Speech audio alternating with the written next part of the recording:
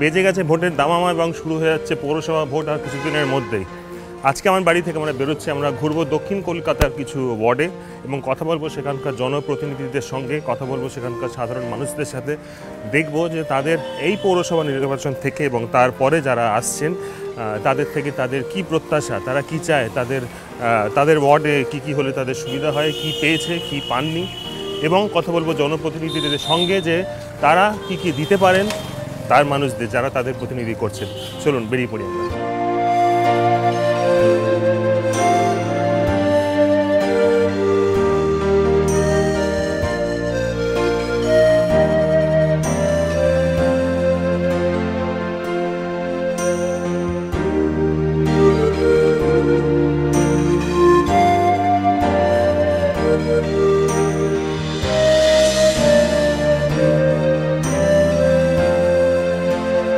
গুরুত্বপূর্ণ একটি জায়গা হচ্ছে লেক মার্কেট, এবং কথা বলে দেখি লেক মার্কেটের সাধারণ মানুষের সাথে এবং এই অঞ্চলে যারা ব্যবসা করছেন তাদের সাথে। এইখানে লেক মল একটি অত্যন্ত গুরুত্বপূর্ণ বিষয় পৌরসভা নির্বাচনে। চলুন দেখি তারা কি বলছে। লেক মলের জন্য আমাদের বেচা কেনা আগের থেকে অনেক কমে গেছে। একটা খরিদ্দারের একটা মনে ধারণা এত বড় একটা লেক মল, আগে যে আমাদের একটা সবজি বাজার লেক মার্কেট যে বাজারটা ছিল সেই ঐতিহ্যটা নষ্ট হয়ে গেছে। আমাদের ক্ষতি হয়েছে 180% আমাদের ক্ষতি, আমরা ব্যবসাদারদের ক্ষতি। অর্ধেক দোকান তো বন্ধই থাকে, চলেই না, ভাড়া গুনে যাচ্ছে। সামনে পৌরসভা নির্বাচন, পৌরসভা মানে তো আপনার রাস্তাঘাটের অবস্থা, জল নিকাশি ব্যবস্থা, এইসব নিয়ে কি মনে হয়? আমার আগে লেক মার্কেটের রাস্তাঘাট মানে খুবই খারাপ ছিল, জল ঢল জমেতে, একটু বৃষ্টি হলেই জল জমেতে। এখন সেটা গত 2-3-4 বছর যাবত সেটা দেখা যায় না, এখন ঠিকই আছে, বৃষ্টি হচ্ছে হতে জল ঢল ক্লিয়ার হয়ে আছে। আমাদের পাড়ায় কিন্তু কাজ হচ্ছে। 7 দিনের মধ্যে 3 দিন ড্রেন জমে যাচ্ছে, বন্ধ হয়ে যাচ্ছে।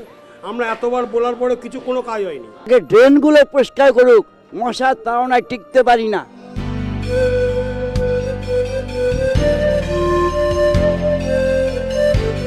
প্রবেশ করছি লেক মার্কেট, এবং আমার ভীষণ প্রিয় জায়গা সেটা হচ্ছে লেক মার্কেটের মাছের বাজার। বিখ্যাত লেক মার্কেটের মাছের বাজার, যেখানে সব রকম মাছ সবসময় পাওয়া যায় বলে শোনা যায়। দেখি তারা কেমন আছে, সামনে পৌরসভা নির্বাচনে তাদের কি দরকার, তাদের পৌরপিতার কাছ থেকে কি চাই মনে হয়?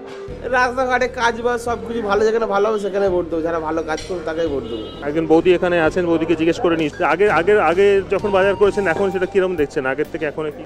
আগের থেকে এখানে এখন দাম বেশি প্রথমত, দ্বিতীয়ত অত মানে বড় বড় মাছ যেমন আগে পেতাম অত পাওয়া যায় না। ভয়ে মানুষ ঢোকে না, অথচ মাল এখানে কম দামে বিক্রি হয়, ভালো কোয়ালিটি বিক্রি হয়, সব কিছু বিক্রি হয়, কিন্তু লোক ভয়ে ঢোকে না। কিন্তু অন্যান্য মার্কেটের থেকে আমাদের মার্কেটের দাম রিজনেবল থাকে সব সময়ের জন্য।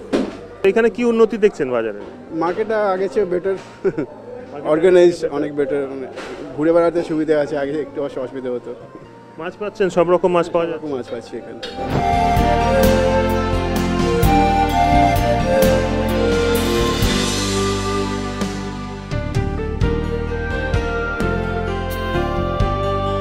জঞ্জাল সাফাই A1, এখানে সকালবেলা আসে, দুপুরবেলা আসে A1। পানীয় জলের আপনি একটুখানি ঘুরে দেখলে বুঝতে পারবেন জল কারোর অসুবিধে নেই, মোটামুটি বেশি না, 2বার তো ছাড়া আমাদের এখানে 3বার আসেই না। অন্য জায়গায় 3-4বার করে জল আসে, এক এক সময় আসেও না, আবার একটা খুবই হয়। যেটা মানে মূল সমস্যা আমরা দেখতে পাচ্ছি যে পানীয় জলের ব্যবস্থা এখনও পুরোটা ওয়ার্ডে আমরা করতে পারছি না। মানে জায়গা জায়গা পানির হাহাকার আছে, জলের হাহাকার একদম। এটা শরৎ বোস রোডে আপনি চলে যান, শিশুমঙ্গলের উল্টো দিকে পণ্ডিটিয়ার টেরেস আছে, সেখানে গেলে আপনি দেখতে পারবেন ডোবার লেনে অনেক বড় বড় বাড়িতে, 3তলার বাড়িতে, সেখানে মানুষ জল পাচ্ছে না। কাজ এর শেষ হয় না, পরিষেবার কাজ তো, এটা কোনো ডেডলাইন নেই যে এই অবধি গেলাম। এটা প্রতিনিয়ত এটাকে রক্ষণাবেক্ষণ করতে হয়, যেটা করলাম, আর তার আপগ্রেডেশন করতে হয়। ধরো আমি এখানে যা জল সরবরাহ করতে পারি তার থেকে আরও বেশি করা প্রয়োজন।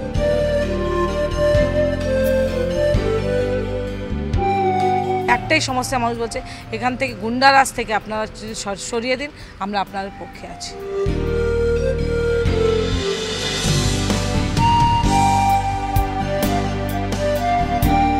এই মুহূর্তে আমরা গড়িয়াহাট চত্বরে, গড়িয়াহাট চত্বর যেটাকে বাংলার এবং বাঙালির শপিং প্যারাডাইস বলা হয়, যেখানে একেবারে দোকানের ব্যবসায়ী এবং হকার তাদের সহাবস্থান।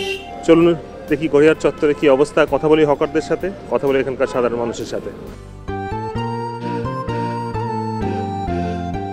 দিদিভাই যা যা বলেছে সব সুযোগে আমাদের দিলে ভালো হবে আমাদের। ফুটপাথ তো কোনো শপিং সেন্টার টাইপের হয়ে গেছে, ওখানে যখন কিছু রিকোয়ারমেন্ট হয় তখনই ঢুকে কিছু কেনার জন্য যাই আর বেরিয়ে আসি, রাস্তা দিয়েই হাঁটতে হয়, ফুটপাথ হাঁটার জন্য এখন আর নেই। ব্যবসারও তো কিছুটা মানে ধরুন যে 25% তো ক্ষতি তো হচ্ছে। এই 1 নম্বর আর 2 নম্বর ফুটে যেসব হকাররা রয়েছে তারা তো পুরোটাই আপনার গিয়ে নিজেদের স্ট্রাকচারটাকে রাখার জন্য আমাদের সাইনবোর্ড থেকে আরম্ভ করে এভরিথিং কাভার করে রেখেছে। সুতরাং ওপার থেকে কোনো কাস্টমার দেখতেই পাচ্ছে না যে দোকানটা কোথায়, বা আমি যে পরিচিতি নিয়ে ঢুকবো সেই দোকানটায়, সেই দোকানটাই তো আমি দেখতে পাচ্ছি না। দেখা যাক কি করে দিদি তো করবে, দিদির প্রতি তো ভরসা আছেই আমাদের। কি আর বলবো, ওদেরই তো রাজত্ব এখন, আমরা তো এখানে কিছু বলতে পারবো না।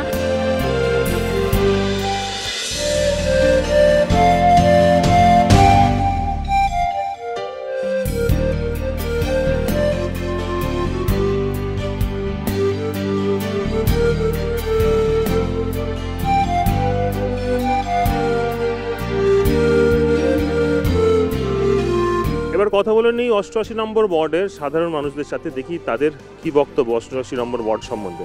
54 বছর আমি এই অঞ্চলে আছি।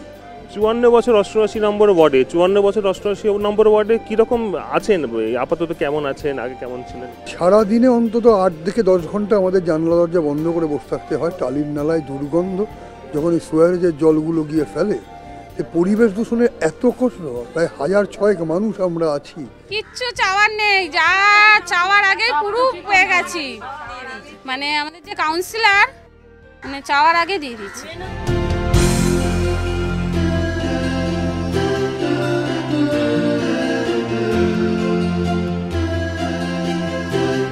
কিছু কিছু জায়গা আছে যে লোকগুলো বাথরুমে যেতে পারছে না, হ্যাঁ, তারা রাস্তায় এসে কাচাকুচি করছে রাস্তার কলে। এগুলো যদি রাস্তার মধ্যে হয় স্বাভাবিকভাবেই চলতে অসুবিধা হয়, কিন্তু তাদের তো কিছু বলতে পারি না, তারা তো অপারগ। আমরা চাই উনিই থাকুন, আর আমাদের জন্য অনেক কাজই করেছে। 30-34 বছরে আগের থেকে উন্নত হয়েছে, কিন্তু এখনও মানে একটু ভারী বৃষ্টি হলে জল জমছে, এখনও জল জমছে। এই যে ড্রেনেজ সিস্টেমগুলো যেগুলো মানে রেগুলার সপ্তাহে মানে একটা দিন অ্যাটলিস্ট পরিষ্কার বা মাসে একটা দিন পরিষ্কার করার কথা, সেগুলো বছর বছর একই রকম থাকে, যার জন্য কি হয় পরে যখন ড্রেনেজ সিস্টেমে কোনো প্রবলেম হচ্ছে, বৃষ্টি হলে তো রাস্তায় জল জমছে, সেগুলো তো একটা ব্যাপার, কিন্তু এগুলো যখন পরিষ্কার হচ্ছে এগুলো থেকে মানে লোক সেগুলো কমপ্লেন করতে হয়।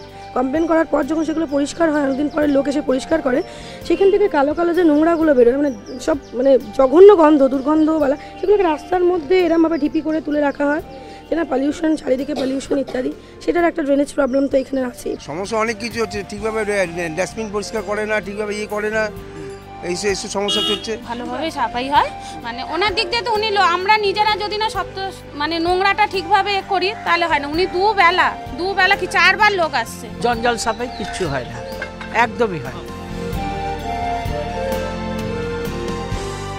শুধুমাত্র যেটা এখন করতে হবে আগামী 5 বছর, সেটা হচ্ছে যে একদম মান্ধাতা আমলে যে সমস্ত ড্রেনেজ লাইন বা জলের লাইন আছে সেগুলো রিমুভ করে দেব, আর শুধু মেনটেনেন্স করব, কারণ কলকাতা কর্পোরেশনের সবই আছে, শুধু মেনটেনেন্সের অভাব আছে। একটা কল নিয়ে একটা কলের মধ্যে হয়তো 10টা ফ্যামিলি জল নেয়, একটা ফ্যামিলিতে মেম্বার হচ্ছে 7 জন, তাদের মধ্যে হয়তো রেগুলার মারপিট হচ্ছে, মানে এইসব। সেখানে আমার মনে হয় 2-1টা কল ইত্যাদি এক্সট্রা যদি করা হয় তাহলে ভালো হয়।